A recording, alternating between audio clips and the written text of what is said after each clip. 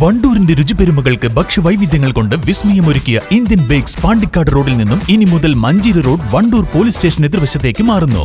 Indian bakes. Edavanna കിഴക്കേ ചാത്തല്ലൂരിൽ അജ്ഞാത ജീവി കെട്ടിയിട്ട വളർത്തുനായയെ കൊന്നു തിന്ന നിലയിൽ. കിഴക്കേ ചാത്തല്ലൂർ വിളയിൽ പുത്തൻ വീട്ടിൽ ജലജയുടെ വളർത്തുനായയെയാണ് അജ്ഞാത ജീവി കടിച്ചു കൊന്നത്.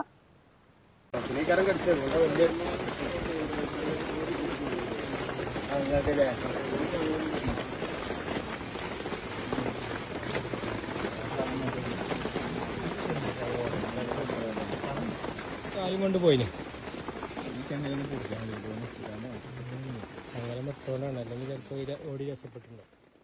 പുലർച്ചെയാണ് വീട്ടുകാർ നായയുടെ ജഡം കണ്ടത്. രാത്രി 12 മണിയോടെ നായയുടെ കരച്ചിൽ കേട്ടെങ്കിലും മഴയുള്ള ദിവസങ്ങളിൽ നായ കരയാറുള്ളതിനാൽ കാര്യമാക്കിയില്ല.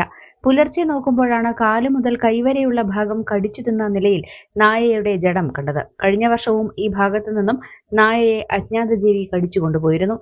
ചാത്തല്ലൂർ 2-ാം വാർഡില് ചെരപ്പറമ്പ് എന്ന സ്ഥലത്ത് ഇന്നലെ കെട്ടിയിട്ടുള്ള ഒരു നായയെ ഒരു മൃഗം കടിച്ചതായിട്ടും കടിച്ചതോളം പകുതിയിലധികം ഭാഗം കഴിച്ചതായിട്ടും കാണുന്നു.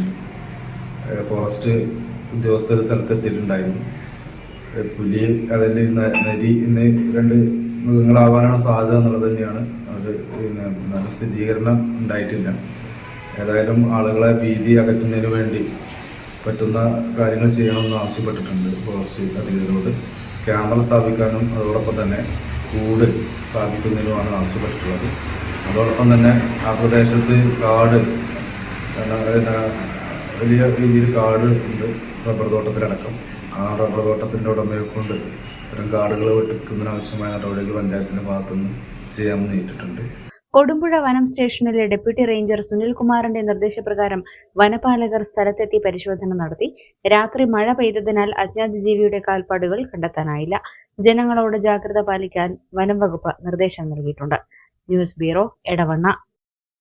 വിദ്യാഭ്യാസ മേഖലയിൽ മികവാർന്ന സേവനങ്ങൾ ഒരുക്കാൻ ഇനി Hysar college of advance studies admission ആരംഭിച്ചിരിക്കുന്നു.